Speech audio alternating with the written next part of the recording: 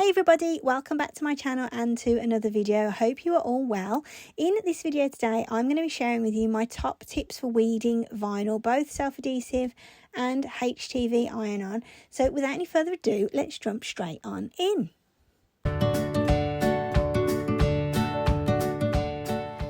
This is actually one of my favourite tips, and this is to weed on a cutting mat. So this is a light grip mat that I'm using. It's actually one of Hobbycraft's own brand mats, and it's really good. It's a brand new one, so it's pretty sticky.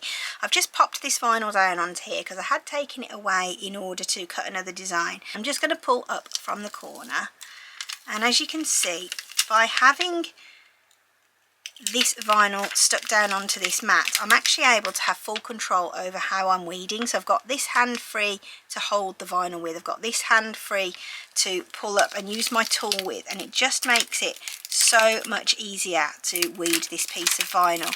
If I was weeding this just on my desk, I'd be fighting with the vinyl, trying to make sure that it doesn't pull itself up in places where I don't want it to.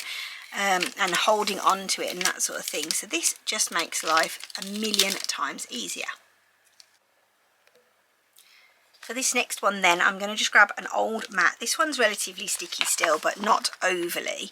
And the reason that I'm doing that is because I'm going to use something on this to help us see the actual design that we're going to weed. So as you can see, this is black vinyl. It's just a normal detape vinyl. It's nothing special or expensive, and I use it quite a lot actually. So as you can see, I've cut this design on this black vinyl, and if I angle it towards the light, you can see a rough outline of it. However, it doesn't show up all that well. So what I'm going to do is grab some corn flour. This is just basic corn flour from the supermarket. There's nothing special about it. This is just what I use in the kitchen. So I don't have a special craft room stash of corn flour or anything. I'm just going to open it up, and what I'm going to do is just pop my finger into the top of the corn flour there and just get out a really tiny amount. You don't need much at all. I'm just going to put the lid back on so that I make sure I don't spill that all over my desk. And then all I'm going to do is just get my finger very carefully, just rub that over my design. As you can see, it goes a long way. You only need a really small amount. Now you can see that design, and you can see exactly where I need to weed. So now I've got no problems with weeding that. Let's just pull this back and see how we go. The really great thing about this tip is that you can keep track of where your design is on the mat. It doesn't actually make your design dirty or anything like that, because you can just wipe that away if there's any excess on there that you need to get rid of. And it just makes it so much easier to see your design and how to weed. As you can see now, there's no residue of that corn flour left on that design at all. It looks absolutely perfect, but it's just made it so much easier on the eyes to allow me to weed that piece of vinyl. The next two methods that I'm going to share with you are really based around saving your vinyl and making sure that you've got a nice economical use of your vinyl so that you don't waste any. They both also make it quite easy to weed smaller texts. And obviously when I'm making balloons and stuff, I do use quite a lot of small text. So first of all, I'm just going to grab my text, and I have got a couple of balloons today to do. So I need to do Happy 80th Ian, and then I also need to do Happy 80th Dad.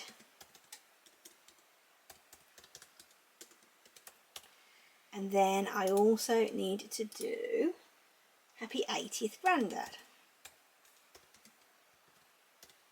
Keep doing that, don't I? 80th Granddad. Okay, so I've got all three of those now. Let's just pull them over so you can see them all individually. Now obviously if I were to pop these into the size that I need them to be and then try to weed them, it's going to be quite difficult to hold all of that vinyl in one go. And whilst, to be perfectly honest, I don't use these methods all the time, when I'm doing something like this I do tend to. I've done so many of these balloons now, I could probably do them in my sleep, and I would say I probably produce about 15 of these a week at the moment. So while I'm just doing my formatting here, I'm going to just ungroup each one of these two lines. I don't like the way that it overlaps all the time, So I want to try and spread those out a touch. I don't mind the happy there, that's all good, but I don't like the way that this is a real sort of line down here, and I know that if I centre it, it will just pull it back to that, so I like to do it by eye myself. Alright, that is good. They're all much of a muchness. Another way of doing it would be to ungroup to lines and just copy each happy 80th and then write the other words underneath, but I've just done it this way for now. So I've got 3 groups now on the right hand side. I have Ian, Dad and Grandad. Now let's just condense those so that we haven't got those on the screen, and I'm just going to hide Grandad and Dad and work on this one. So the first thing that I like to do is get my sizing how I want it to be. Now this is a pretty long design, so it's not going to be all that wide, but it doesn't really matter too much because I'm going to be using a really nice high shine chrome vinyl for this one, and I'm going to accessorise the balloon with little stars and stuff as well. So that is perfect for the size. So let's grab a weeding box first of all, and I'll show you the weeding box method. So just grab a square from the shapes menu. I like to change the colour of mine to be white, and then I come to the arrange menu here and I click on send to back. So now what I do is move this over to my text area, come up to the top here and just click on this little padlock which will open up, and now I can move each drag handle on the corners of this to make a box that surrounds the text that I've got there to go onto the balloon. So that's a perfect size for that one now. So now what I'm going to do is select all of that just by dragging over both of those layers, and you can see that they are both selected because they're all highlighted green on the right hand side in the layers panel, so my square and my group. Now what I'm going to do is come down here to attach, and I'm going to click on attach. Now it's going to turn the text colour white because it's basically turning that into one big layer together, and as you can see that is exactly what it's done just there. So that is that. If you were to combine that in a different way, you tried to weld for instance, or you tried to unite it, it is just going to show you one blank square on the screen. So I'm going to show you that actually now. Let's just get another text and I'll show you the test. Let's pull that over. Again, grab a shape. It doesn't even have to be a square, it can be any shape that you like, but again, make it white, send it to the back, come over to your text, make it bigger. So we've got the 2 layers again. Now instead of attaching, I'm going to combine it this way, and I'm going to click on unite. As you can see, it's made it white, okay, and we don't really want that, do we? So let's undo that and just delete that because we don't need it. The other method that I like to use is called the offset method, and this is fabulous for this sort of thing because it does make it easier to weed 100%. So let's just make this roughly the same size. Let's just bring it to the front so we can, what I do normally is just lie that over the top, and then I can just pull that out to be roughly the same size because the actual sizing of the decal might not be the same as that one. So now what I'm going to do is make sure that that layer is selected. Let's condense that one and open this one up so we can see that Dad, 80th and Happy is all selected. Then what I'll do is come up here to offset. I'll click on offset, and all I'll do is just put in a small offset of maybe 0.2, and then what I do normally is just have a quick look to see what that looks like. It looks pretty good. You don't want it to be too close to your text, but again, you don't want it to be too far apart either. Let's apply it, and that now shows you that it's got an offset on there. So now I've got that offset on there, what I want to do is just drag over those again to select all of those layers. You can see they are all selected on there. Okay, so one thing I do need to do before I move on is just select these. I should have done this first actually, but it doesn't matter too much. Just going to select those 3 layers, and I need to just weld them together. You can unite as well if you want to at this stage. Okay, so now that makes my Happy 80th and my Dad all one thing. So let's move that together. Alright then, so now that we've got our offset on the screen and we've got our original text and it's all welded together, what we need to do again is select those two layers, so you can see the group is selected with the weld and the offset there being that nice turquoisey colour again. Now what we want to do is come down to the bottom again and click on attach. Now it looks like it's all black, but it has, well, it is all black, but it's going to cut that differently. So if I come up to the top to the colours here, and I'm just going to turn it purple, you can see how that is actually going to cut. And then what it's going to do when it goes through to make it is it's going to cut all of this separately. Let's go down to the last one, which is Grandad. So what we need to do again is bring that to the front. Let's make it the size that we want it again. Now this one's going to be a bit different because it's wider because of the Grandad word on there. So let's do it about there. I think that will be fine. Let's hide that one and let's hide that one. Alright, now I'm going to combine those two methods together. So first of all, let's get a shape. So again, a square. I'm going to turn it white and I'm going to send it to the back. Then unlock my padlock. Make it big. That's a bit too big, isn't it? I do want it to still be a little bit bigger than that because I'm going to pop my offset on there also. So let's just select these three items. I'm going to weld them again so that it's one entity, one layer. As you can see, there's the weld result.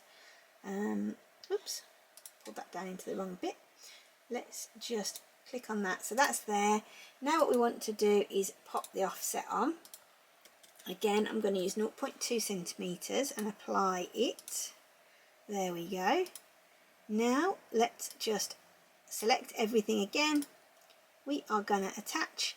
Now we've got a box that it's going to cut and that offset layout, which makes it really easy to weed. Let's cut one and I'll show you exactly what it's going to look like.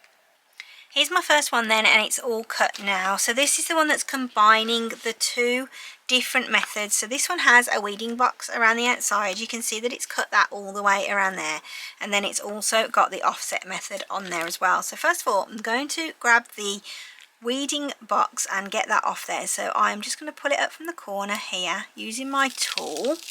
And as you can see, I can pull that back super duper easily. And it's not going to tear my lettering or anything like that. And that has come off there virtually in one piece.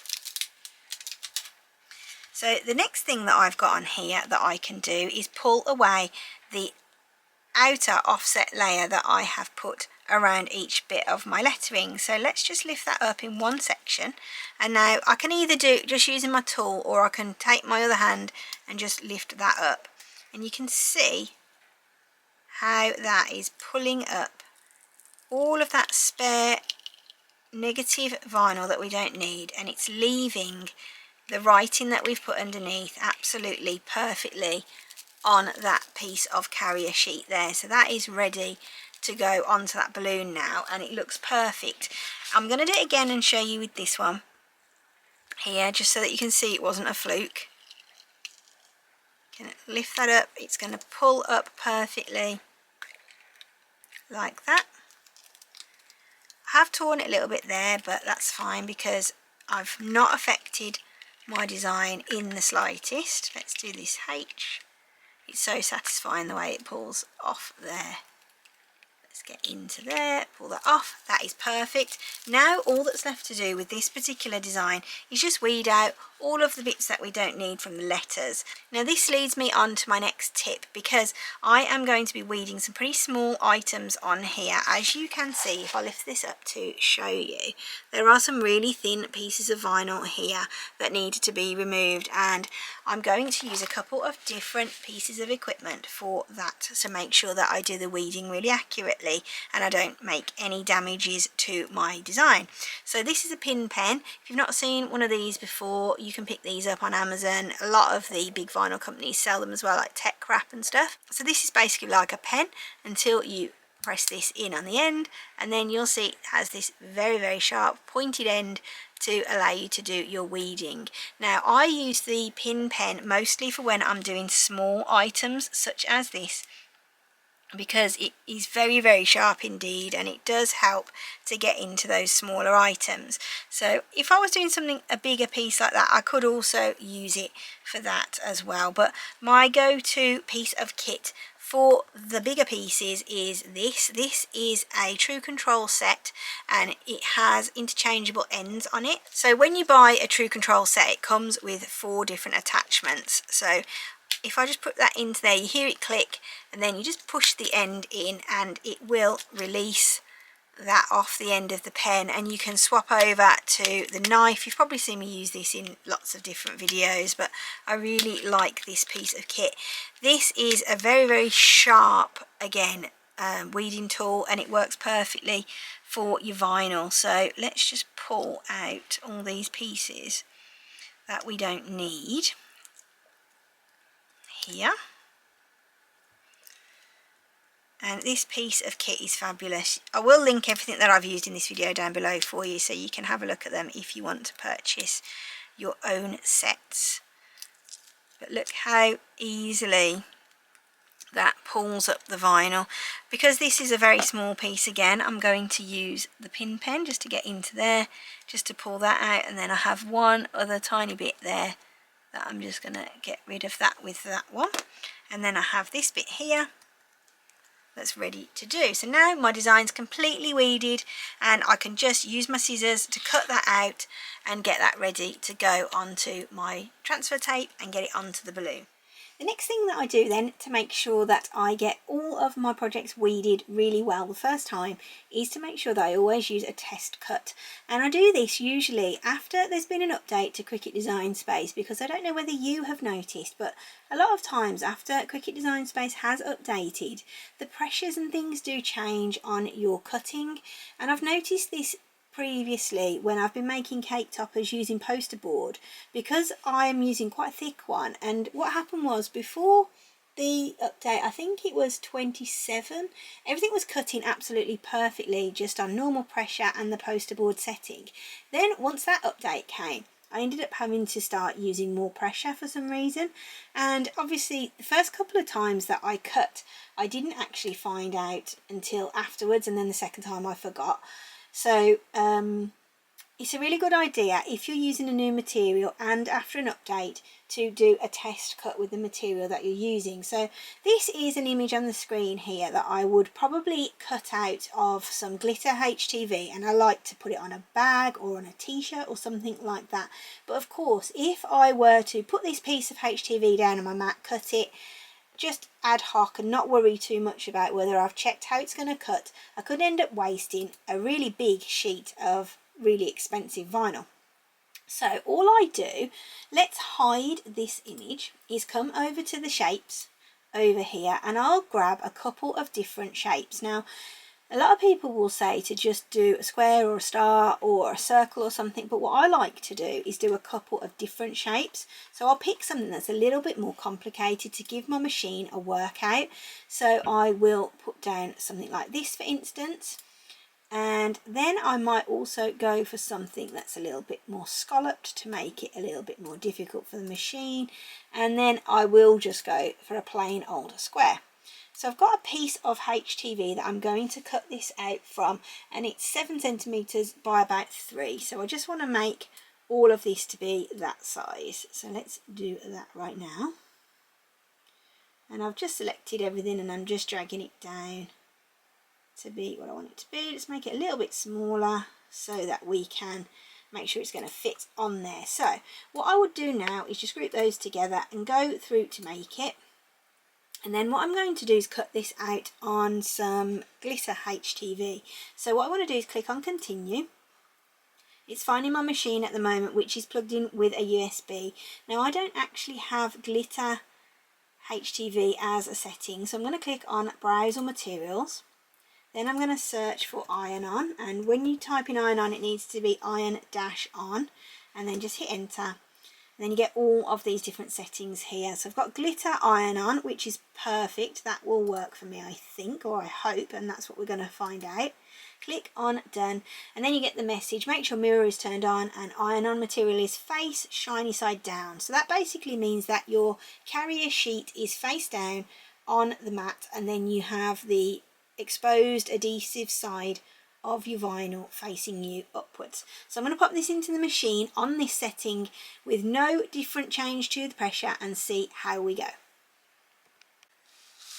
Here's the vinyl then that I have cut. This is one of those instances where I could do with using some corn flour to make sure that I can see exactly where I'm weeding, to make sure I've got the right bits. Now normally, if I were doing this as a test cut, I would lift up the corner whilst it was still in the machine. You've probably seen me do that before, just to see if it is cut. If it wasn't cut, what I would normally do is just hit the flashing C button again without ejecting the mat and let the machine cut one more pass over my material. But on this occasion, because I'm showing you all about test cuts, I've just ejected the mat and it's come out exactly how it would if it had done one pass using the glitter HTV setting. So I'm just going to flip it round so I've not got my hand all over my mat.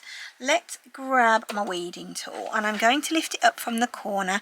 I think my square was a bit big. It has cut over there, but it doesn't matter too much. Alright, there we go. So this is a perfect cut, as you can see. So now I know that this particular HTV, which is absolutely gorgeous, would cut perfectly on that setting. I'm just going to take that out of there. How good does that look? Let's just get that up off the mat there. So this is what it will look like when it's ironed on. Doesn't it look amazing? I love the sparkle. This is GM Crafts vinyl. I will link to their website down below.